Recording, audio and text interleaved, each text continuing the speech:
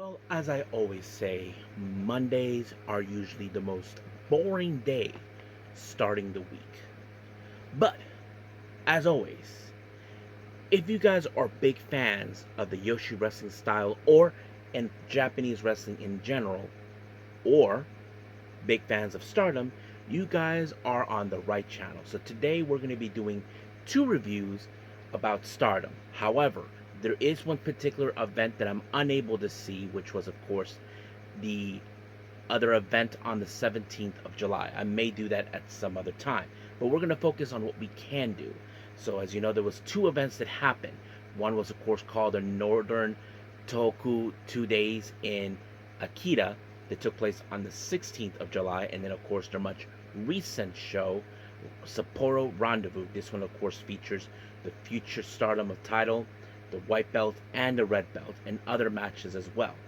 And then, as always, we cap up our episode, as usual, with some news updates to give you guys updates on what's been happening in the world of pro wrestling, such as what events the promotions are throwing out, who's booked, what matches are set, including developments that are happening in the world of pro wrestling as we speak.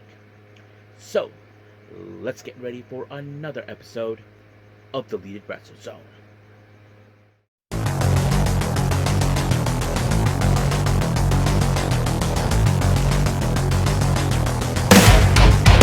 Are you ready?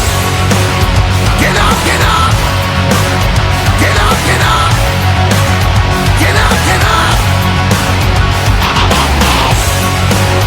Get up, get up! Get up, get up! Get up, get up! Hey everyone, welcome to the Deleted Wrestle Zone, all things that is pro wrestling with AEW, NXT, New Japan Pro Wrestling, TNA, the National Wrestling Alliance, various promotions, wrestlers, matches, and championships. I am your host, J-Rod here. So, if you are new to the channel, welcome. This is a channel we do a lot of pro wrestling reviews from various promotions, not only here in the United States, but also in Japan, Mexico, Canada, Europe, the UK. In the world of pro wrestling is not as big, but it continues to grow. We also, of course, do discussion videos, talk about various topics such as the wrestlers themselves, the promotions, factions, storylines, whatever we want to talk about.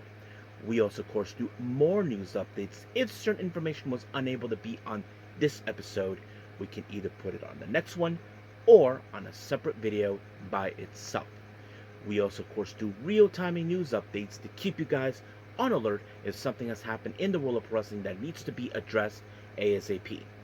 We also, of course, got the Unagi Sayaka Watch and various other cool wrestling content as well. So if you like what you see, please subscribe to us and click on that subscribe button. You'll be getting a lot of daily reviews and other cool wrestling content as well. But if you like this episode, please give us a like on the like button or a nice comment in the description down below. Now, all introductions have been said. I believe it's time to get this show on the road. So let's begin, of course. As you know, it's all about Stardom. Let's start with the Northern Tohoku 2 days in Akita.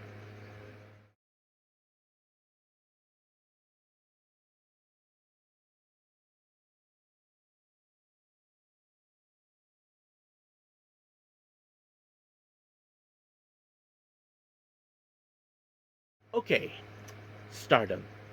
Northern Tohoku 2 days in Akita, and this one was, of course, on the 16th of July at the Silion Plaza. I don't know what that is, but anyway, and now keep in mind, boys and girls, this is only preliminary matches that took place for the Sapporo Rendezvous, which is, of course, going to took place on the 21st. So we'll keep that in mind. Now, our opening match, we have Mi Vida Loca, consisting of Akira Kurugani, Bozilla, and Suzuki, taking on, of course, Emi Maishima, and of course the members of Neo Genesis, Miyu Amasaki and Azumi. Now keep in mind, of course, Bozilla, as you know, issued a challenge for the New Japan Strong Women's Championship. However, that title is not defended at, of course, in the Sapporo Rendezvous, in case anybody asks. So I was kind of thinking that was going to happen, but it did not. But you can guess that this is one of those moments where, of course, Bozilla is sending a direct message to Azumi to tell her that even though she is big and strong, she'll be taking that belt off her. And she proved that by dismantling, of course, Maishima with a pile driver. And just like that, 1, 2, 3, she picked up the win for Mi Vida Loca. Next up, we have Yurihim teaming up with, of course, Sayaka Kurara taking on FWC, Koguma, and Azuki. Now, of course, many of you would know this is a very interesting match because you would know who will pick up the win. Since we know that Sayaka Kurara and Yurihim, they have no prior connections with each other due to the fact that Yurihim is still unaffiliated with any factions, and Kurara, of course, is a member of Cosmic Angels. But of course, FWC, we all know that they're both a cohesion team. They team up very, very well, and they actually are a very strong team. And of course, it was going to end with them winning the match because it was, of course, her name? Azuki with the senton on Yuria, and just like that, 1, 2, 3, it was over. Next up, we have, of course, Kyoku Furuzawa teaming up with the members of EXP, Rian, Hanako, and Waka Tsukiyama taking on the Godzai. We have Kyoka Kotatsu, Lady C, Saki Kashima, and Ami Sori. Now, of course, we all know certain factors of this match. I mean, Furuzawa is the least experienced and most likely target to be taking the fall. Not to mention, we know that Rian, Hanako, and Waka are getting there themselves as a strong, stable team. But however, you look at Godzai, they are a full, stable team. I mean, there's been makeshifts between each other in every aspect, and not to mention Ami Sori, who I believe, as you all know, who came back from injury, is better than ever, and I'm going to presume that she's currently taking the leadership temporarily while Shuri is out. But of course, this match was going to end with Ami Sori when she applied a brainbuster onto Rian, and just like that, 1, 2, 3, it was over. Next up, we have a three-way: Konami versus Rana Yagami versus Aya Sakura. Now, of course, I'm sure Rana Yagami is looking forward to get even with Konami for what she did to Shuri. I'm sure she hasn't forgotten. And as for Aya Sakura, but one thing you should all know, all three of these ladies are strikers.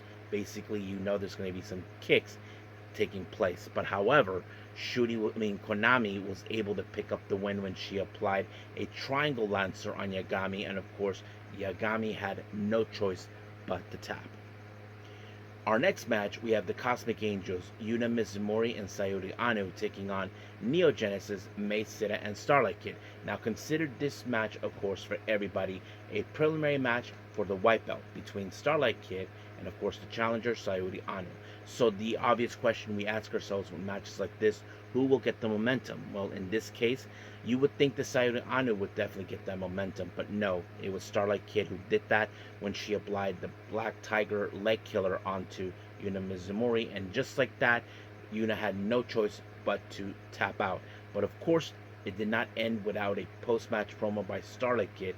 As you know, this is before the Sapporo Rendezvous show, so we'll get to that in a bit, but that's how it rolls.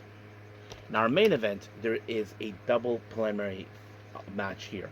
Natsupoi teams up with the members of Stars, Momokogo, Saya Ida, and Hanan taking on the members of Hate, consistent of Momo Watanabe, Raka, Natsuko Tora, and Saya Kamitani. Now remember, Wing Gori, consistent of Hanan and Saya Ida, are defending their Goddesses tag team belts against Natsuko Tora and Raka, better known as BMI 2000. And as for Natsupoi and Kamitani, as you know, they'll be fighting for the red belt. Well, Kamitani is defending it against Natsupoi. And as you can guess that their usual ways when it comes to Hate, they throw in with their usual tactics, try to soften their wrestlers up, do whatever it takes. But in the end, it was Natsuko Tora who picked up the win with a swanton bomb onto Hanan, and just like that, it was over. But however, of course, when it comes to this match, everybody does a post-match promo. Natsuko Tora and Raka are telling, of course, Hanan and Saya Ida that no matter what, that they will take off those belts off of them, one way or the other. And of course, Kamitani, as you know, is looking forward to destroy Natsupoi. As you know, Natsupoi hasn't forgotten what she did to Tam Nakano but we'll see what happens on the Rendezvous show. So we'll see what happens. So let's do that right now.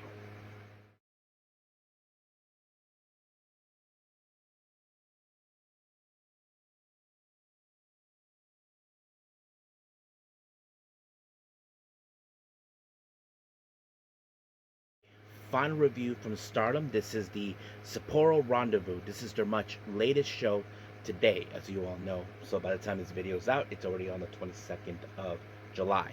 So this happened at the well, I can't pronounce it right, but it's the venue, But anyway, we opened up with the Future of Stardom Championship. Hina makes her next defense against the Cinderella winner, Sayaka Kurara. Now, of course, many fans, including myself, we could say we see a bright future with her.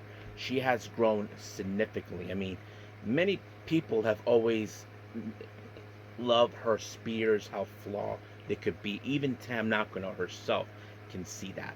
But, however, Hina, as you know, she is trying to live up to the higher expectations from her sisters. Not to mention her twin sister, Rina, who broke her big sister's record, Hanan. So you probably can guess if she has the higher standards. Now, people could say Kurara has a bright future and possibly win it. That's something we could expect. I mean, we've seen Kurara, what she can do in the ring. We know she is strong. We know she's capable of winning. But the obvious question, can she pull it off? Well, unfortunately, it didn't go exactly according to plan. Hina applied a frog splash, and just like that, 1, 2, 3, it was over. But we did see a bit of a post-match promo. Hina was saying things to Kurara and telling her how strong she is. And I'm sure, of course, Kurara feels the same way. But she will not treat this as the end for her. She will be back for the belt. And I think many of us are looking forward until that day happens. So we'll see. Now, our next match is a 5-star Grand Prix 2025 qualifying match. Now, there was an open spot available, and apparently this is a match. Who will get that spot? Will it be Yuri Him or Akira Kuragani? Now, of course, it's a bit difficult. I mean, I'm sure fans would definitely would say one over the other. And if it was me, I would say Yuri Him. When I saw this, I wasn't too sure. A part of me would think that Yuri Him would have been capable, but Kuragani has been learning a lot from Suzuki. But somehow, some way, Yuri Him picked up a new set of skills. I did not anticipate that. I don't think the commentators expected that. She applied a submission move. No one expected that. So in that case, she makes her first ever 5-star Grand Prix debut, and that it's going to be interesting. Now, we will see what happens until then, so let's stay tuned for that. Now, our next match, we have Mi Vida Loca, consistent Rina Yamashita, Bozilla, and Suzuki taking on Neo Genesis, Miyu Amasaki, Meisera, and Azumi. Now, as you all know, I mentioned this. Bozilla has staked a claim to obtain the New Japan Strong Women's title from Azumi. So this is one of those matches you would say it's a preliminary until the actual date has been set upon. But but however, you ask yourselves, how is this going to be any different? I mean, Zuzu is a tough girl, and so is Rina Yamashita. But Bozilla, she is a very wrestler that doesn't stay down for no one. But in the end, once again, power driver by Bozilla to Amasaki, and just like that, 1, 2, 3, picked up the win. Our next match, we have a 4-way match. We have the Cosmic Angels, Aya Sakura and Yuna Mizumori, teaming up once again. They take on God's Eye, Lady C, and Ami Suri versus EXV's Hanako and Waka Tsukiyama versus FWC, Koguma, and Azuki. So you can see certain factors. Now, we know that Aya Sakura and Yuna Mizumori have teamed up during Tag League, and they are a strong, capable team, but they're not yet in that level where we see they are the best. You look at, of course, God's Eye, Lady C, and Ami Suri. Well, they have teamed up before, but they're not yet building up that momentum, but we do believe they could. Then you have Hanako and Waka Tsukiyama, better known as Rice or Bread. They are the current New Blood Tag Team belts. They are a well-established team. And then, of course, the long-standing team who's been everybody's absolute favorite, FWC, Koguma, and Azuki. So you all know every strength and weakness how this is going to go. Now, if I was a betting person, I would have assumed that FWC was going to pick up the win. Nope, it didn't turn out that way because it was Ami Suri who somehow outsmarted the bear. I'm talking about Koguma. And just like that, 1, 2, 3 is over. And Koguma couldn't even believe it that it happened. I mean, you could call it an upset if you want, but it was surprising that she was able to walk away with that. Now, our next match, we have the members of Hate, Konami, Momo Watanabe, Raka, and Natsuko Tora taking on Kiyoka Furuzawa. And of course, she teams up with the members of Stars, Momokoko, Saya Ida, and Hanan. Now remember, this is a player-man match involving, because as you all know, Natsuko Tora and Raka, better known as BMI 2000, will be challenging for the tag belt from Wingori, Saya Ida, and Hanan. So you ask yourselves how this is going to roll up. I mean, we've seen the kind of tactics, of course, Hate does every single time. They would throw in their opponents outside the ring. They'll pull out weapons, not to mention Konami's spray can. But what was sweeter is that, Momo Watanabe accidentally, of course, accidentally buzzsaw kick Raka, and that gave time for, of course, Hanan to apply the 17, and just like that, 1, 2, 3, it was over. Now, our semi-main event is for the Wonder of Stardom Championship, aka the White Belt. Sayuri Anu, as you all know, she's a 2-time White Belt winner, and Starlight Kid, as you know, has challenged for this belt many times, but she has been unsuccessful in the past to defeat Sayuri Anu. Now, recently, about a month or two ago, it was Starlight Kid who's been asking for a match against Sayuri Anu, but Anu has been declining. Now, it was still unclear why she did it, but for whatever reason, she decided, okay, you get your match, and that's exactly what happened. Now, some people would have assumed that Sayuri Anu would be the first ever 3-time White Belt champion. I mean, I would mostly agree with you on that level, but, however, it was Starlight Kid who got her measure of payback, and of course, to right the wrongs of those matches against Sayuri Anu, when she applied the Black Tiger Leg Killer, and just like that, Anu had no choice but to tap. Now, our main event is the Red Belt, the Wonder of Stardom. Natsuko makes her first attempt against Saya Kamitani. Now, we all know the history between these two. For those who may not know, their history also dates back when Saya Kamitani was, in fact, the White Belt champion. This is before she went to the dark side. Natsupoi has challenged her for that belt before, but she was unsuccessful. And not to mention, Natsupoi, as you know, wants a measure of revenge on Kamitani for what happened to Tam Nakano this past April. As you all know, Kamitani was the one who defeated Tam and forced her to retire. And Natsupoi will do whatever it takes to make her pay what she did. But Natsupoi is determined to become the ace of Stardom, because she cannot let this belt be in the hands of someone who is dark and twisted.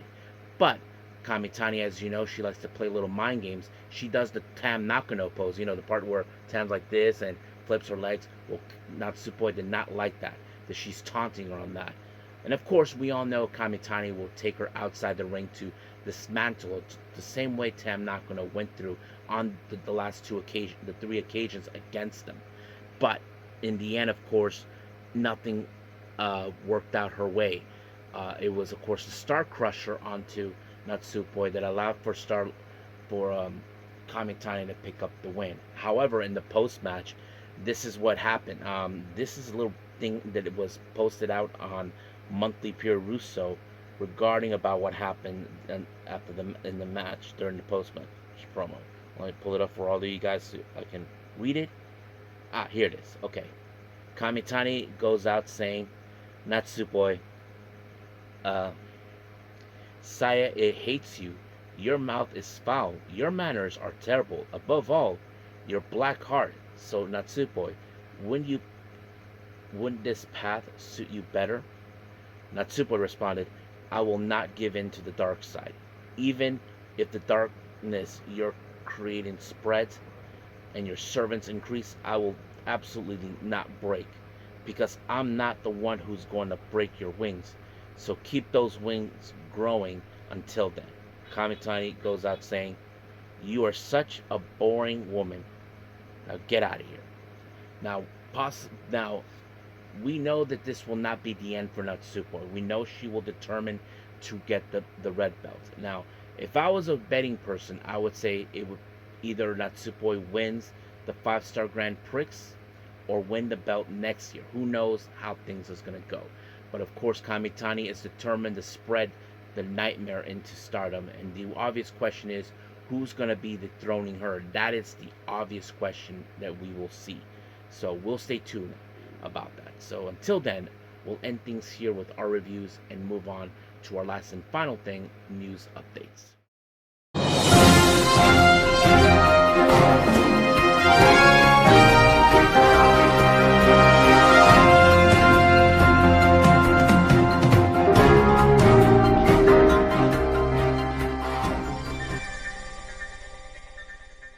Okay, so welcome to our news updates. Now let's begin as always with upcoming events. RevPro will have, of course, their upcoming event, the Summer Scissor 2025, on the 25th of July. 2 matches have been announced. The first one is Robbie X versus Beast Mortos. Yes, that's right, there's that. Now, however, many of you know Beast Mortos in his personal life, he's dating a particular someone, Mercedes Moné. If you guys are probably wondering, does that mean that Mercedes is heading to RevPro? Well, she is, because it was announced that she'll be defending the undisputed the British Women's Championship against what's her name, Sapphire Reed. So we'll pay attention to that. Hopefully, we get the chance to see it. Now, we have the Bloodsport event by GCW on the 2nd of August. A match has been announced: Jordan Blade versus the Kick Demon Janai Kai. That's gonna be baller. Jersey Championship Wrestling JCW with the High Noon event on the 3rd of August. They announced the Jet Speed. That's right, Jet Speed. Kevin Knight and Speedball Mike Bailey will be making their official debut. So that's pretty much the events happening. Now let's talk about certain developments. Fightful Select reports that Deonna Purrazzo, her AEW contract will be going through 2026. So we got about another few months. But however, Sean Ross Sapp reported this about something that many people asked. He said a number of readers asked about the contract status after her exclusion from All In and the ROH CH on, I don't know which one's that one, but yes. So I'm sure he's going to get some answers about that, but we'll see. Now, John Alba from Sports Illustrator has talked about AJ Stylez. Now, many of you know I reviewed the TNA Slammiversary on the last episode. Well, some people are questioning about, are we going to see AJ Stylez wrestle in TNA? Well, this is what John Alba reported. Prior to TNA Slammiversary, multiple TNA sources relayed that AJ Stylez was expected to be in a segment involving Frankie Kazarian, but the plans shifted in hours before the event.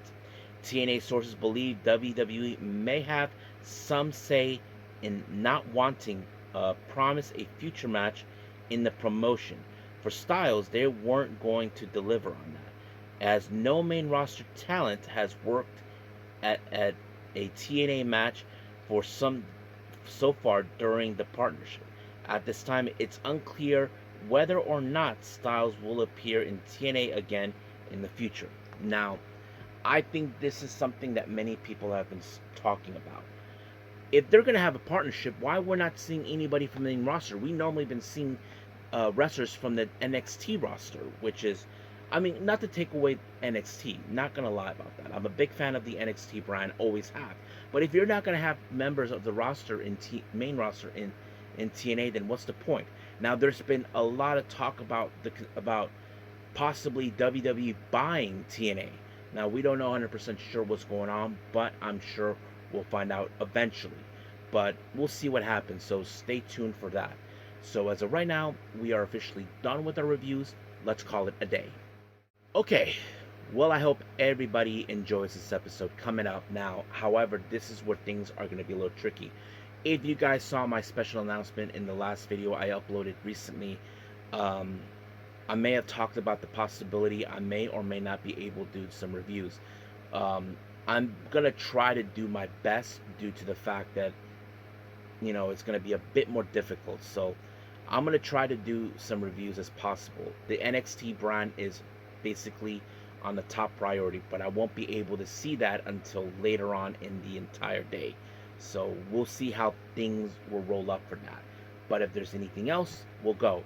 I'm gonna try to leave it up to a minimum between either 1, 2, or 3 reviews, because since my entire week is in Comic Con, it's going to be a bit of a hassle, but we'll see how that goes out. So just,